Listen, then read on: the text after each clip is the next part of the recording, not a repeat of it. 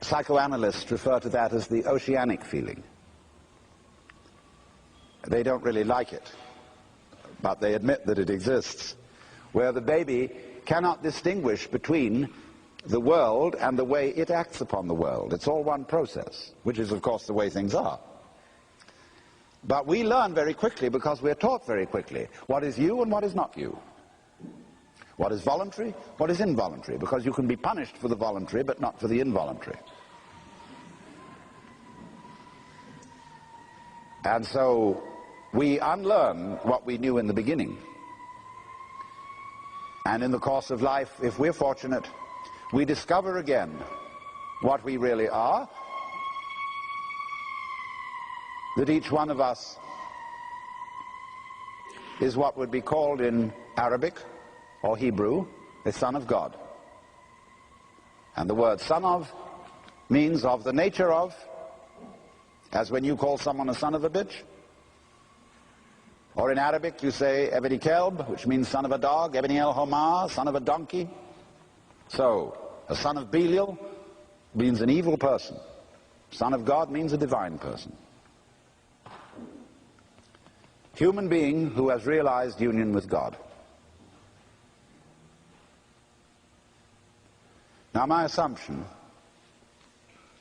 my opinion, is that Jesus of Nazareth was a human being, like Buddha, like Sri Ramakrishna, like Ramana Maharshi, etc., who early in life had a colossal experience of what we call cosmic consciousness. Now, you don't have to be any particular kind of religion to get this experience. It can hit anyone, anytime, like falling in love. There are obviously a number of you in this building who've had it, in greater or lesser degree. But it's found all over the world. And when it hits you, you know it. Sometimes it comes after long practice of meditations and spiritual discipline. Sometimes it comes for no reason that anybody can determine. We say it's the grace of God. That there comes this overwhelming conviction that you have mistaken your identity. That what you thought, what I thought was just old Alan Watts, who I know very well is just a big act and a show.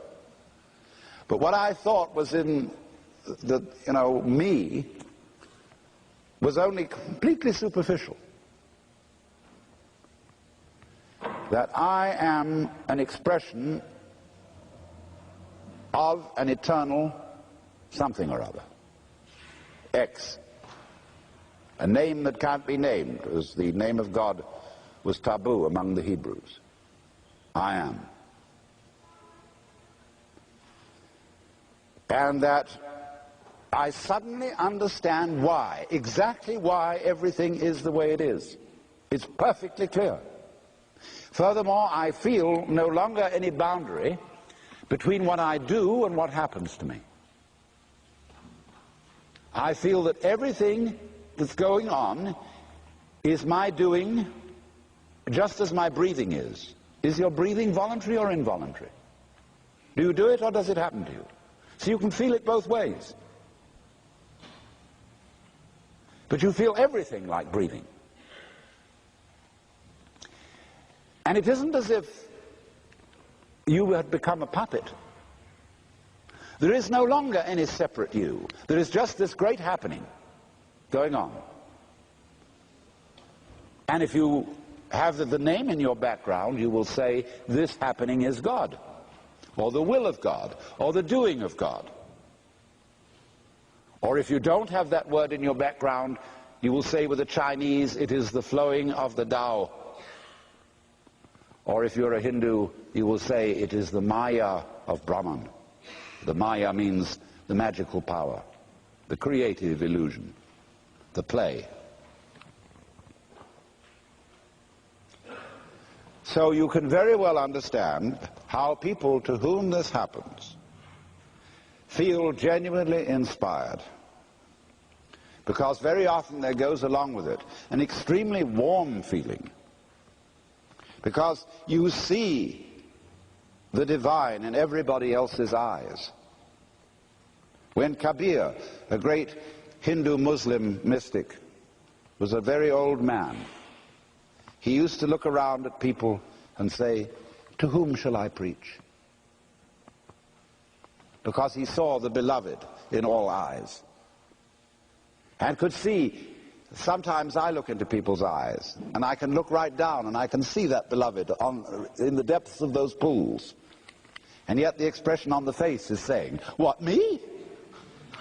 It's the funniest thing. But there is everybody in his own peculiar way playing out an essential part in this colossal cosmic drama. And it's so strange that one can even feel it in people you thoroughly dislike.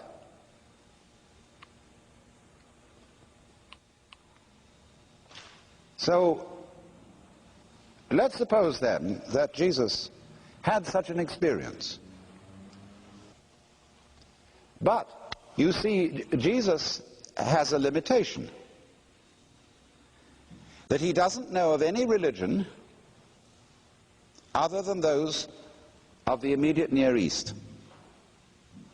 He might know something about Egyptian religion, a little bit maybe about Greek religion, but mostly about Hebrew.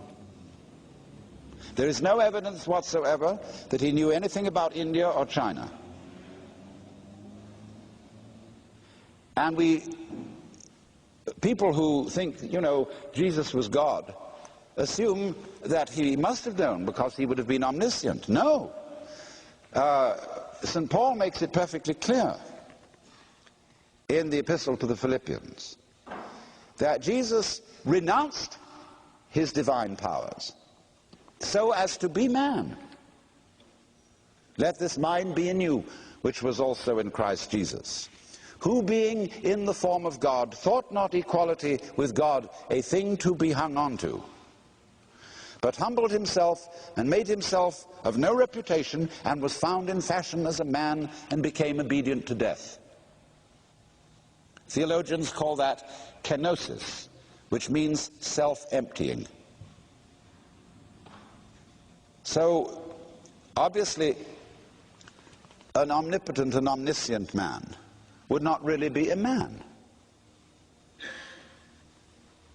So even if you take the very orthodox Catholic doctrine of the nature of Christ, that he was both true God and true man, you must say that for true God to be united with true man, true God has to make a voluntary renunciation, for the time being, of omniscience and omnipotence, and omnipresence for that matter.